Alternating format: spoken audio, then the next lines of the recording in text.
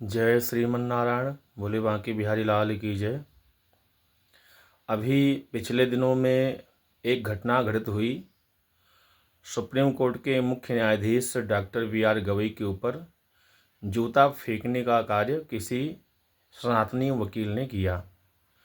ये कार्य बहुत पहले हो जाना चाहिए और हम सभी हिंदू धर्मावलंबियों से आह्वान करते हैं कि आज एक वकील आगे आकर के भगवान नारायण के प्रति प्रतिकार किया है, तो सभी हिंदू जो भी अपने आप को हिंदू कहलाते हैं, भगवान श्री नारायण के भक्त हैं, रामकृष्ण के भक्त हैं, और जो हिंदू अपने आप को कहलाते हैं, वो सभी लोग ऐसे वकील का पुरजोर समर्थन करें और पुनः भारत की भ्रष्ट न्यायपालिका को बाध्य कर दें कि वो सार्वजनिक रूप से माफ़ी मांगे।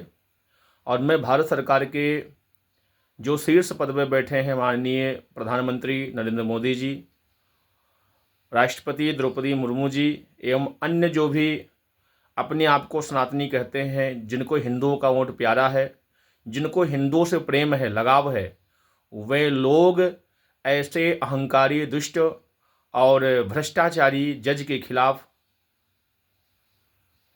लोकसभा राज्यसभा में महाअभियोग का प्रस्ताव ला करके इसको हटाया जाए।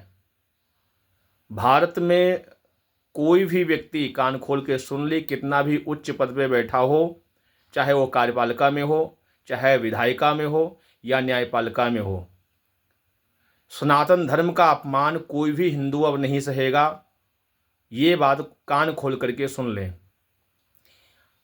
सुप्रीम कोर्ट के जज साहब से कहना चाहते हैं कि आप इतने ही साफ सुथरे हैं, तो दिल्ली का जो कोर्ट का न्यायाधीश था, जिसके घर में बोरे के बोरे जले हुए नोट निकले, उसके ऊपर आपने क्या कार्रवाई किया? इलाहाबाद के मुख्य न्यायाधीश ने विवादित जजमेंट दिया, जिसमें लड़की का नारा पकड़ना, उसके स्तन को दबाना अपराध की श्रेणी में नहीं आता है, ऐसा कह करके अपराधी को छोड़ दिया गया। आपने क्या उसके ऊपर कार्रवाई किया? तो न्यायपालिका इस समय भ्रष्ट हो चुकी है, करप्ट हो चुकी है, बेईमान हो चुकी है। हम भारत सरकार से और माननीय राष्ट्रपति से निवेदन करते हैं कि जो मौजूदा भ्रष्ट न्यायपालिका में जो भ्रष्ट लोग बैठे हैं, परिवारवाद पीढ़ी दर पीढ़ी न्यायाधीश बनते हैं, उनके ऊपर कोलिजियम जो प्रणाली है उसे नष्ट किया जाए, समाप्त किया जाए और पारदर्शी के तरीके से, जैसे संघ लोक सेवा आयोग बना हुआ है, ऐसे एक राष्ट्रीय न्यायिक सेवा आयोग का गठन किया जाए और उसके द्वारा जो हाई कोर्ट में कम से कम 5 वर्ष तक जज रह चुका हो, ऐसे न्यायाधीशों का कठोर परीक्षा लेकर के 3 स्तरीय लिखित परीक्षा होना चाहिए, बहुविकल्पीय होनी चाहिए और साक्षात्कार जो होता है वो होकर के, और योग्य लोगों को न्यायपालिका में, जो सुप्रीम कोर्ट का मुख्य न्यायालय है, उसमें ऐसे लोगों को भरना चाहिए। जो बैकडोर से आते हैं, पैसे दे करके आते हैं, भ्रष्टाचार करके आते हैं, बेईमानी करके आते हैं, उन पे तत्काल लगाम लगाना चाहिए। हमारे देश में एक से एक प्रतिभाशाली युवा हैं, एक से एक प्रतिभाशाली वकील हैं, एक से एक प्रतिभाशाली न्यायालय में भी बैठे हुए जज हैं जो ईमानदार भी हैं।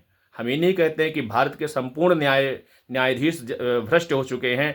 आज भी बहुत से ईमानदार न्यायाधीश हैं जो जनता के प्रति समर्पित हैं, कार्य करते हैं। उनको आगे आने का अवसर देना चाहिए इस प्रतियोगी परीक्षा के माध्यम से।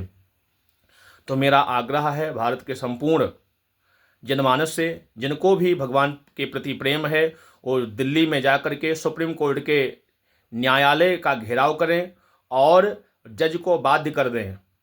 हम भी कुछ समय के बाद में आएंगे दिल्ली में और वहाँ पे इस अहंकारी, दुष्ट और भ्रष्टाचारी जज के विरुद्ध आवाज़ उठाएंगे। हमारा आप साथ दें और हमारा अगर आप साथ देंगे तो निश्चित रूप से ये जज, कोई भी जज हो, ये क्षमा याचना मांगेगा।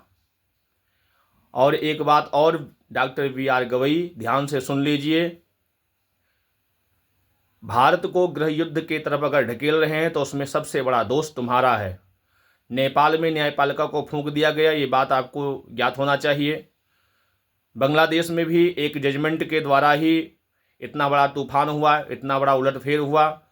तो कहीं ऐसा ना हो कि भारत की जनता आपके ऊपर, आपके विरोध में खड़ी हो जाए, अभी तो आपके ऊपर केवल एक जूता ही पड़ा है, फेंका गया है।